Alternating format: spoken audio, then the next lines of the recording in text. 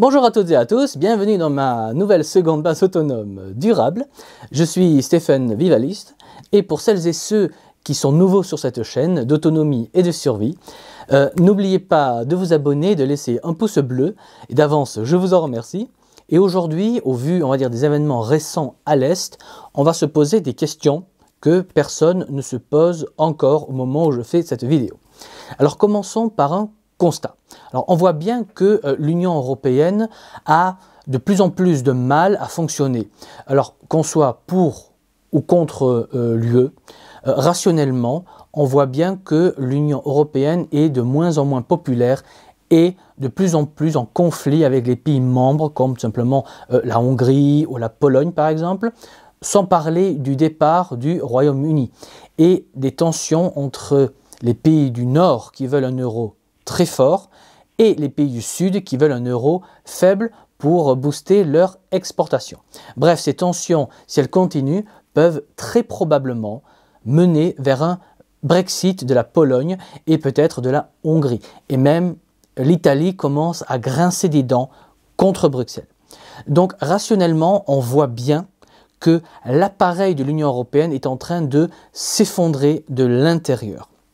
Et à votre avis, qu'est-ce qui, à travers toutes les époques et tous les continents, cimente un empire avec une myriade de peuples? Je vous le donne en mille, c'est la guerre. C'est la guerre qui a cimenté les Länder germaniques pour former l'Allemagne.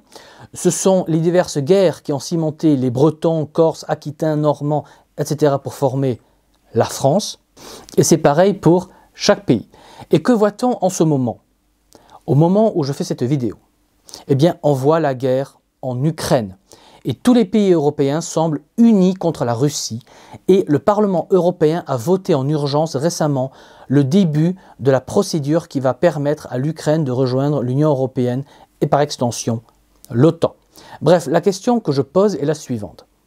Est-ce que les cadres non élus de l'Union européenne sont-ils en train d'exploiter cette crise, cette guerre, comme on va dire une opportunité en or d'éviter l'implosion de l'Union européenne et de l'euro, car tant que cette menace russe sera à notre porte, à nos portes, eh bien plus aucun pays ne va oser sortir de l'UE, surtout pas la Pologne ou la Hongrie, qui seraient alors isolés face à Vladimir Poutine.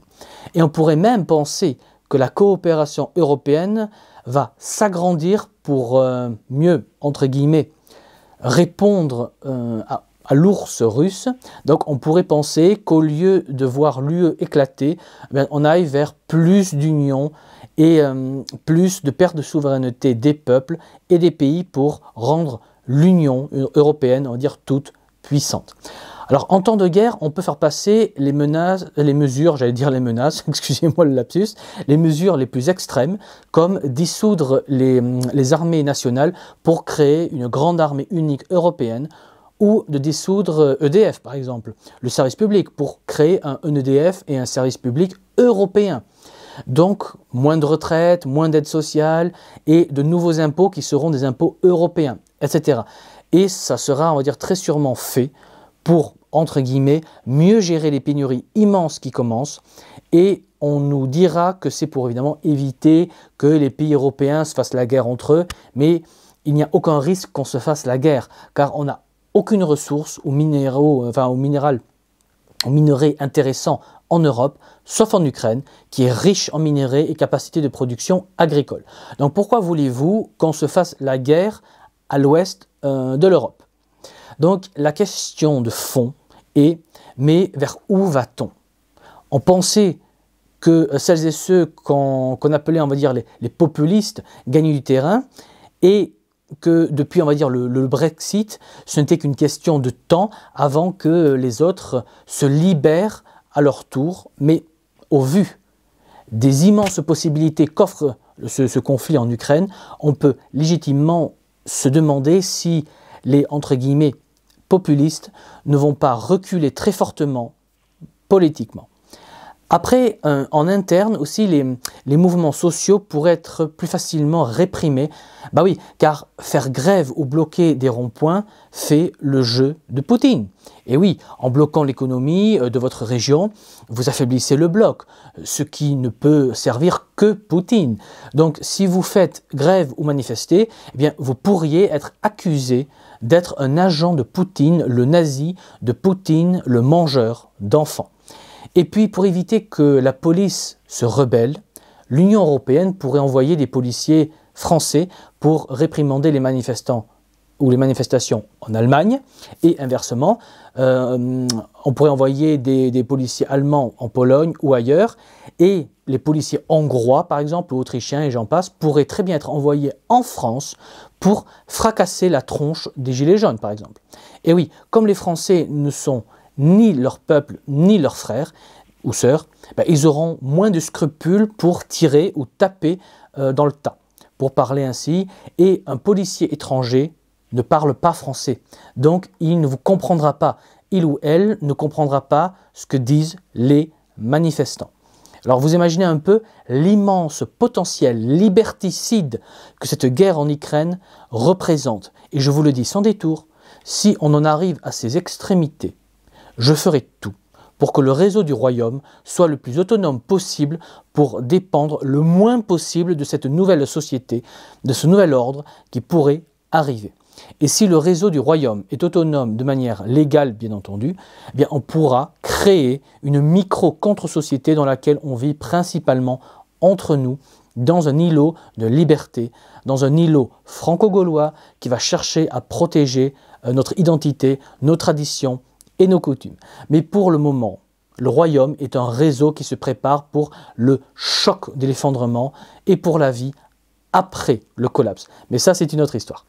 Aujourd'hui, on en est à observer pour pouvoir anticiper. Et on ne s'en rend pas forcément compte, mais on est peut-être au moment le plus crucial et déterminant du XXIe siècle. Alors je ne parle pas du risque de troisième guerre mondiale, mais je parle bien du virage autoritaire et fédératrice que peut prendre l'union de notre continent européen.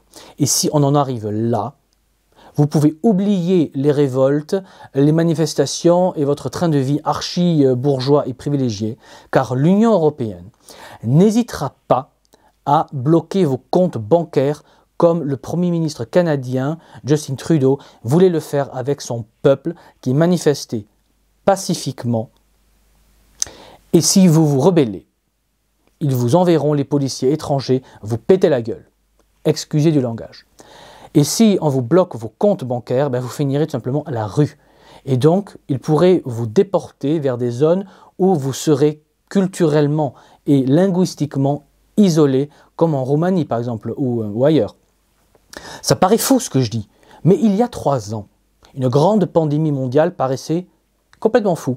Et il y a encore 6 mois, l'idée d'une guerre contre la Russie ou l'idée d'une troisième guerre mondiale atomique paraissait mais complètement irréaliste et loufoque. Et je ne parle même pas de l'idée, comme je dis, d'une guerre nucléaire. Et pourtant aujourd'hui, au moment où je fais cette vidéo, on est en plein dedans. On est en plein dans cette réalité. Donc on est entré dans un âge où ce qui paraît fou et irréaliste, et complètement irréaliste aujourd'hui, peut devenir sérieusement une réalité demain.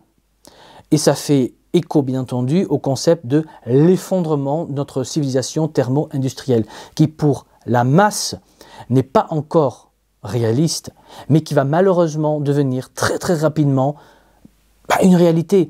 Alors ce n'est qu'une question de temps et on voit tous les jours, on le voit, les pénuries et les hausses de prix, sans parler des crises et problèmes divers et variés au niveau national et mondial, et ces problèmes s'accumulent et c'est de plus en plus visible, c'est de plus en plus visible, même pour les plus optimistes et les plus sceptiques.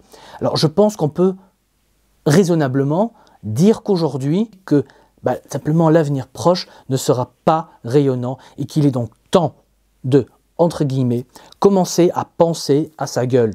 Excusez encore une fois le langage. Et de se préparer très sérieusement à ce que sera l'après. À comprendre ici, l'après-effondrement. Car quand ça va péter, eh bien le citoyen, c'est-à-dire vous qui m'écoutez, si vous n'avez pas réservé votre place au royaume, dont le lien est sous la vidéo dans la description, eh bien vous serez seul face à l'immensité des horreurs du grand collapse. J'ai pas d'autre mot pour le dire en fait. Ça va être horrible. Et nombre de personnes en dehors du royaume vont devoir mourir avec leurs enfants dans les bras ou les regarder mourir de faim, de soif, de maladie ou de mauvais traitements par des personnes qui s'épanouissent dans des périodes de chaos, de grandes souffrances et de violences extrêmes. Alors je ne dis pas ça pour vous faire peur, et ça pour faire peur pour le plaisir. Non, si je vous dis cela, c'est pour que vous réalisiez ce que signifie pour vous et votre famille de ne pas vous mettre à l'abri dans un réseau qui se prépare pour l'effondrement. Il faut réaliser ce que ne pas vous mettre à l'abri signifie. Et oui, malheureusement, ne pas se préparer sérieusement aura des conséquences qu'il vous faudra assumer. De toute façon, vous n'aurez pas le choix. Donc, mieux vaut anticiper et vous éviter, on va dire, de subir des horreurs simplement en vous inscrivant via mon Patreon Stephen Vivaliste, le lien est toujours sous la vidéo, ou aller rejoindre un autre réseau autonomiste ou survivaliste s'ils existent. Il n'y a peut-être pas que le royaume. Enfin, moi, je ne connais que le royaume. Mais s'il y en a d'autres, ou bien créez votre réseau. Mais agissez. Voilà.